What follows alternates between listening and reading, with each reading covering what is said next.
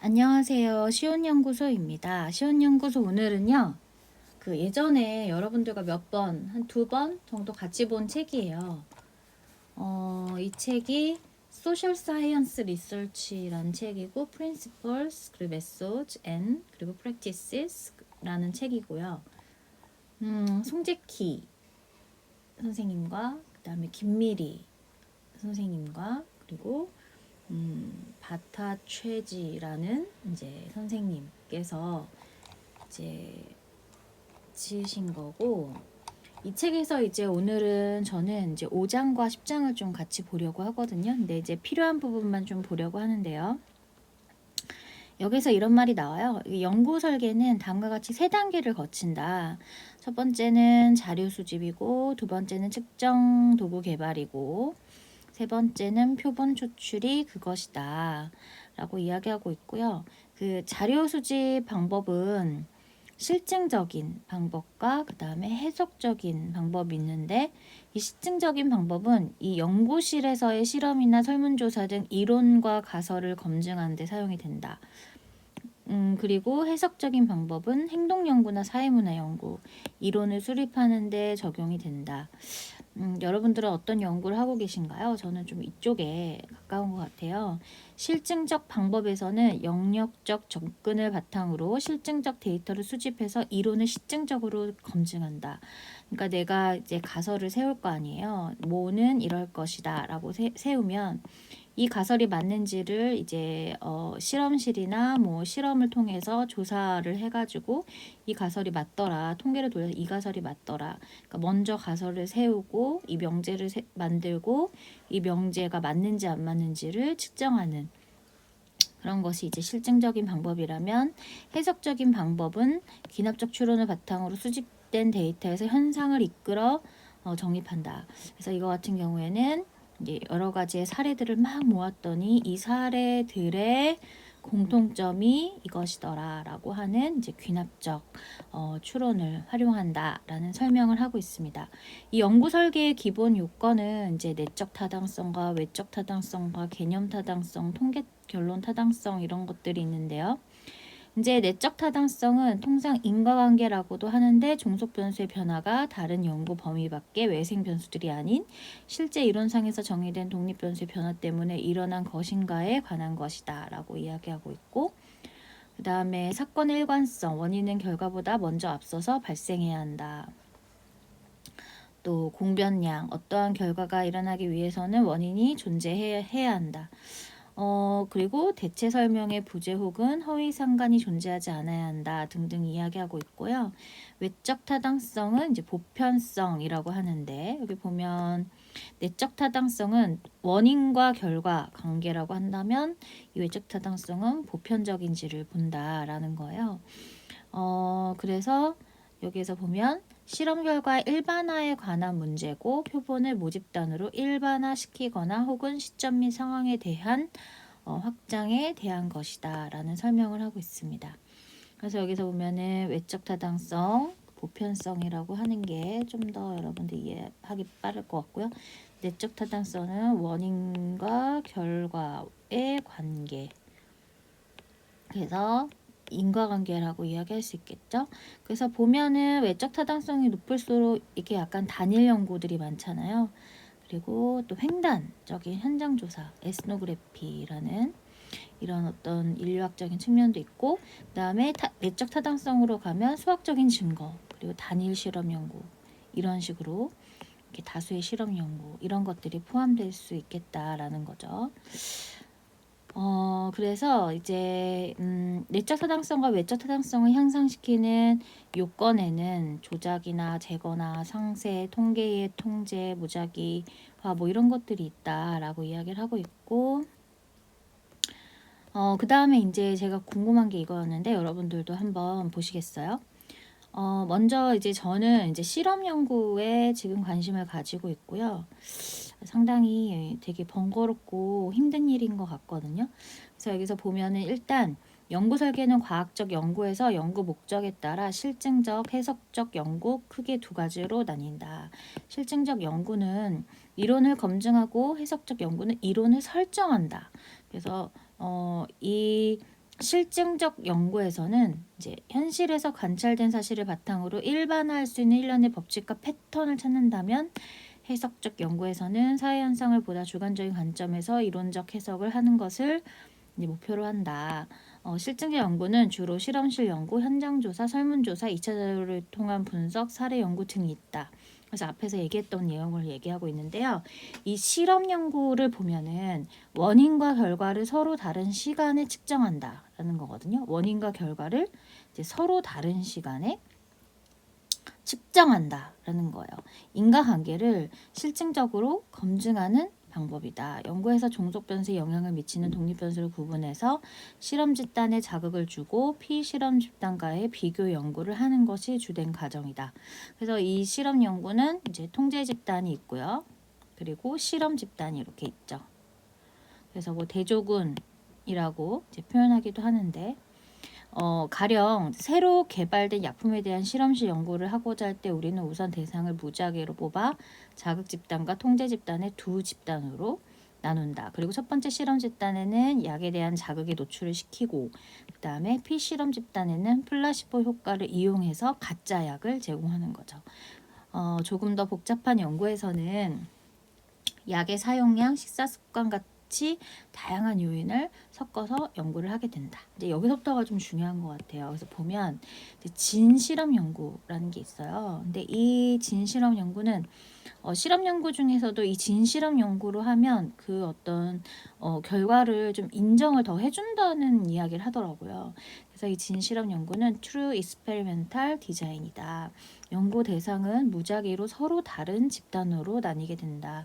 만약 연구 대상을 분별하는 과정이 무작위화되어 있지 않은 경우를, 그러니까 연구 대상을 분별하는 과정이 무작위화되어 있지 않은 경우를 준실험 설계, 그러니까 딱 그 세팅되어 있는 그런 상황에서 할 수밖에 없는 거죠. 근데 실험 연구는 대학교 내 연구실과 같이 인위적으로 통제된 실험실 조건에서 진행되거나 실제 사건이 자주 일어나는 현장에서 이제 실시가 되는데, 실험실 연구에서의 연구자들의 연구하고자 하는 변수와 외생 변수에 대한 통제가 가능하지만 현장 실험에서는 그렇지 않겠죠. 따라서 실험실 연구에서 내적 타당성이 높은 가능성이 큰 반면 현장 실험은 외적 타당성이 높을 수밖에 없다. 실험을 통한 수집된 데이터는 양적 통계 기법을 활용하여 분석된다. 즉 변수들에 대한 통제가 전제 조건이 되는 실험실 연구에서는 각 변수들의 영향에 대한 민감도를 측정할 수 있기에 높은 내적 타당성을 갖는다는 장점을 가지고 있지만, 실험실 밖 현장에서는 다양한 외생 변수들에 노출되어 있는 복잡한 사회 현상을 검증하기 때문에 낮은 외적 타당성을 갖는다는 약점을 가지고 있다라고 하고 있어요. 근데 이제 교육에서는 사실 이 진실험 설계 연구와 그다음에 준실험 설계 연구가 딱 이렇게 구분되기가 굉장히 어려운 것 같아요. 그래서 그냥 단적으로 얘기해서, 만약에 내가 초등학교 교사다. 내가 소속되어 있는 학교에서 이 실험 집단을 나누어서 연구를 하고자 한다라고 했을 때는 그 학생들이 어디 안 가잖아요. 이 막 이쪽저쪽에서 학생들이 모인 게 아니기 때문에 준실험 설계에 상당할 거예요. 그런데 뭐 학교가 아니라 뭐 내가 뭐 경기도의 어떠한 지역에 있는 뭐 예를 들어서 뭐 작은 도서관, 그리고 또 경기도의 또 다른 지역에 있는 작은 도서관, 뭐 이런 식으로 그 어떤 지역이 다른 어떤 집단들에서 만약에 그 모집을 해서 실험을 했다면, 이거는 어떻게 보면은 진실험 연구인 것처럼 보이잖아요. 그래서 연구 대상을 분별하는 과정이 무작위화 되어 있지 않은 경우, 이 말 자체가 상당히 되게 애매한 부분이 있다. 근데 이제 제가 봤을 때 준실험 설계는 이게 딱 그 어떤 세팅이 정해져 있어서 그 친구들에게 어떠한 처치를 막 되게 민감하게 제공하지 못했을 경우는 보통 한 준실험 설계라는 말을 쓰는 것 같고, 뭔가 이 기관에서도 이제 내 마음대로 수업을 좀 이렇게 처치를 할 수 있는 경우들이 있잖아요. 그런 경우는 진실험 설계라고 좀 구분해야 되지 않나? 약간 이런 생각을 요즘 하고 있습니다. 그래서 이제 일단은 실험 설계에 대해서는 이 진실험 연구인지 준실험 연구인지에 대한 것이 좀 궁금했기 때문에 이제 같이 봤고요. 그 다음에 이제 10장으로 좀 갈 거예요. 10장으로 가서 우리가 맨날 그 같이 보았던 그 챕터가 10장인데 봐도 봐도 되게 헷갈리고 잘 모르겠을 때가 있잖아요. 그렇지만 오늘도 한번 같이 보도록 하겠습니다. 굉장히 여러 번 보게 되는데요. 자, 그래서 이제 10장 한번 같이 볼게요. 10장에서 보면은 실험 연구는 기술적 연구, 그러니까 이 실증적 연구죠.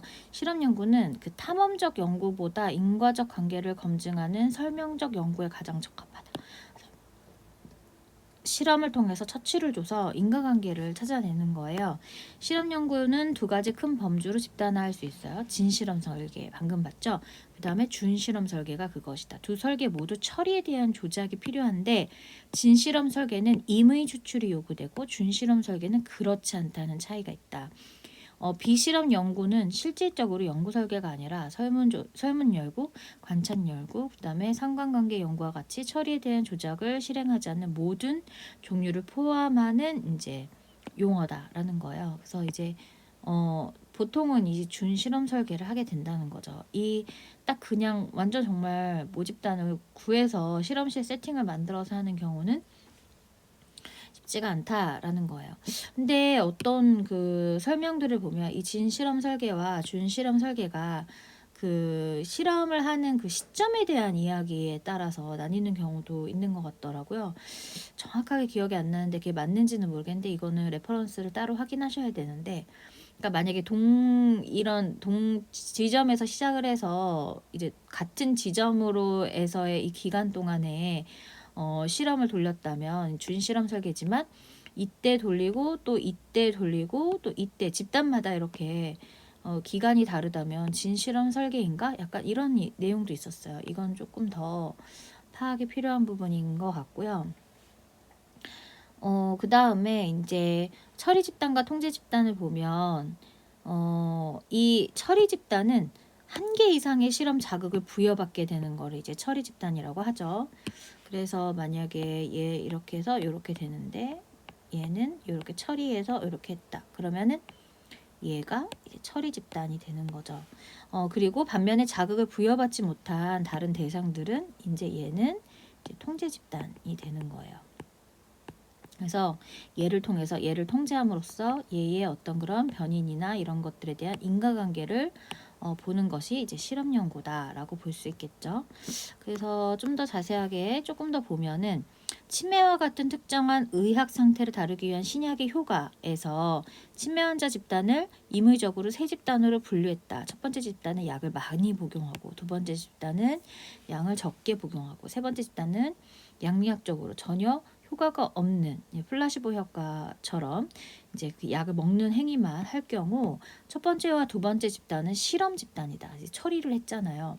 세 번째 집단은 통제 집단. 그래서 이 세 번째 집단에 대한 이 통제 집단에 대한 수치가 얼마나 나왔느냐에 따라서 얘네들이 더 높게 나왔어. 그러면은 효과가 있구나. 이렇게 파악할 수 있는 기준점이 되는 것이 이 통제 집단이다라고 이야기할 수 있고, 실험 집단의 대상이 통제 집단보다 환자의 상태가 상당히 호전되었다면 우리는 약이 효과적이다라고 말할 수 있다라는 거예요. 그래서 임의 선택과 임의 추출, 지금 이 진실험 설계와 그 다음에 준실험 설계의 가장 큰 어떤 기준이 임의 추출이라는 말이 있었는데, 임의 선택은 모집단이나 표본 틀에서 표본을 임의적으로 얻는 과정이다. 이 접근법은 조사 연구에 전형적으로 사용되고 있는 방법이라는 거예요. 표본을 임의적으로, 그리고 모집단 내에 있는 개별 단위를 표본으로 선택할 수 있는 기회를 갖고 있다. 반면에 임의 추출 표본은 실험 집단 혹은 통제 집단이 임의로 추출하는 과정을 말한다. 임의 선택은 표본 추출과 관련이 있기 때문에 연구 결과의 외적 타당성과 긴밀한 관련이 있다. 반면 임의 추출은 설계와 관련이 있기 때문에 내적 타당성과 관련이 크다. 그래서 아까 봤지만 내적 타당성이 뭐였어요? 네, 인과관계였잖아요. 그리고 외적 타당성이 뭐였죠? 보편성이었단 말이에요. 그래서 이 그 임의 어떤 선택을 한 거, 그러니까 이거에 대해서 얻는 자료들은 보편적인 거를 좀 더 긴밀하게 찾아낼 수 있고, 그 다음에 이제 세팅을 되어 있는 거를 이제 관련을 찾아볼 수 있는 임의 추출은 이제 인과관계를 본다라는 거죠. 그래서 잘 설계된 실험 연구에서 임의 선택과 임의 추출을 동시에 가지고 있을 수 있다. 하지만 준 실험 연구는 임의 선택과 임의 추출 모두를 이제 포함하지 않는다. 그래서 여기서 보면은 준 실험 연구는 임의 선택과 임의 추출을 모두 포함하지 않는다. 그래서 이 임의 선택이 표본을 임의적으로 얻는 과정이라면 임의 추출은 표본을 실험 집단, 통제 집단의 임의로 추출하는 과정이라는 거. 랜덤으로 추출하는 과정이죠. 표본을 랜덤으로. 그렇지만 이 두 가지는 되게 어렵잖아요. 그러니까 이제 대부분은 다 이거를 하지 않는 이제 준실험 연구에 속한다는 거죠. 그래서 이제 보면 그렇기 때문에 이 어떤 임의 선택이나 임의 추출로서는 이 타당성을 가질 수 있다라는 말로 우리는 또 바꿔서 설명할 수 있을 거예요. 그래서 임의 선택을 했거나 또 몇 명 이렇게 해가지고 임의 선택을 했거나 아니면 또 임의 추출을 한 내용들은 조금 더 그 어떤 실험으로서의 의미가 있다라는 게 이 어떤 타당성을 확보하기 때문이 아닌가 그런 생각도 듭니다. 그리고 이제 이집단 실험 설계를 좀 볼 거예요. 이집단 실험 설계를 보면 가장 간단한 진 실험 설계는 하나의 처리 집단과 하나의 통제 집단으로 구성하는 두 집단의 실험 설계다. 이것은 처리로 조작 가능한 독립 변수의 효과를 검증하는 데 가장 적합하다. 요건 이해가 되겠죠? 얘를 처치를 줘서 요렇게. 근데 이거를 뭐 이렇게 사전사고를 돌리고 뭐 얘도 이렇게 돌렸다 했을 때 얘가 높더라. 아, 요거에 대한 효과가 있구나. 이렇게 판단하는 그리고 나서 이제 사전사후 통제 집단 설계가 있는데 이건 되게 많이 사용하는 설계죠. 이 설계에서 대상은 처리 집단과 통제 집단을 임의적으로 추출하고 임의 추출, 사전 검사에서 종속 변사에 대해 초기 값을 측정한 후 처리 집단을 독립 변수로 처리로 부여하고 사후 검사에서 종속 변수를 다시 측정한다. 다시 말해서 처리를 통한 종속 변수의 사전 사후 검사 차이를 비교해서 실험의 효과를 측정한다. 그래서 보면은 이제 처리 집단이 있고 통제 집단이 있어요. 처치를 하지 않았잖아요. 이 부분이 비어 있잖아요. 그래서 이제 통제 집단과 처리 집단의 차이를 봐서 얘가 더 높으면 이거에 효과가 있었다라고 하고 이 설계의 통계학적 분석은 처리 집단과 통제 집단 사이의 단순 아노바를 통해서 이루어지고 네. 그다음에 이제 사후 검사 통제 집단 설계는 두 집단 간의 사후 검사 결과 그러니까 여기 사전은 하지 않고 요거만 비교해 보고 그다음에 이 처치가 만약에 높았다 그러면은 요거에 대한 효과가 분명히 있었구나 이렇게 하고 그다음에 두 집단의 분산 분석을 통해서 이제 알아낼 수 있다는 거죠. 그래서 보면은 이 사전 사후는 이 집단 간의 얘와 그다음에 얘 그리고 또 얘와 또 얘 그러면은 얘의 어떤 그런 차이와 얘의 차이를 통해서 얘가 효과가 있었나 없었나를 본다면 얘는 마지막에 거둔 이 내용만을 통해서 얘 처치를 보는 그런 어떤 설계라고 볼 수 있고요. 그다음에 공분산 설계는 종속 변수의 측정은 공분산이라고 부르는 외생 변수에 의해 영향을 받는다. 실험 연구에서 공분산이 주요 변수는 아니지만 종속 변수에 영향을 미치는 잠재 효과를 제거하기 위해 통제되어야 한다. 그러므로 독립 변수의 효과를 좀 더 정확하게 측정할 수 있다. 공분산 설계는 상반 변수 설계라고도 불리며 사전 사후 검사 통제 집단 설계의 특별한 형태다. 사전 검사에서 종속 변수보다 공분산을 측정하는 데 중점을 둔다. 그래서 이 공분산 설계는 사전 검사가 종속 변수가 아닌 공별량의 비중을 더 측정하기 때문에 사후 검사에서 처리 효과는 처리 집단과 통제 사이의 차이를 그러니까 보통은 다 실험 연구는 이 두 차이를 통해서 검증한다는 거죠. 그래서 이제 요인 설계를 좀 보려고 하는데요. 요인을 팩터라고 부르잖아요. 그래서 여기서 보면은 이제 2 곱하기 2 요인 설계예요. 그래서 교육 형태를 두 개로 나누고, 그쵸? 그리고 교육 시간을 또 두 개로 나눈 거죠. 그래서 얘와 얘, 얘와 얘, 얘와 얘, 얘와 얘 이렇게 2 곱하기 2인 설계고요. 설계 표기법은 이렇대요. 그래서 이 요인 설계는 이제 보면은 여기에서 이제 어떻게 가설을 세우느냐에 따라 다른데 이제 뭐 아무것도 처치가 되어 있지 않은 상태 뭐 인클래스에서 원래 1.5시간씩 일주일에 교육하는 것이 맞다라고 맞췄다면 얘가 이제 정말 기준점이 되면 통제 집단일 거고 이 나머지는 다 이제 실험 집단이 될 텐데 그래서 여기에 보면 이제 실험 설계가 굉장히 여러 개가 나오는데 하이브리드 실험 설계를 좀 볼 거예요. 하이브리드 실험 설계에서 솔로몬 4 집단 설계를 좀 보면 이 설계에서의 표본은 2개의 처리 집단과 2개의 통제 집단으로 나뉜다. 하나의 처리 집단과 하나의 통제 집단은 사전 검사를 하고 나머지 처리 집단과 통제 집단은 검사를 하지 않는다. 이 설계는 사전 사후 검사 통제 집단 설계와 사후 검사 통제 집단 설계의 결합을 나타내며 사후 검사 설계에서 아닌 사전 사후 검사 설계에서 사후 검사 측정에서 사전 잠재적 편향 효과를 검사하기 위한 거다라는 거예요.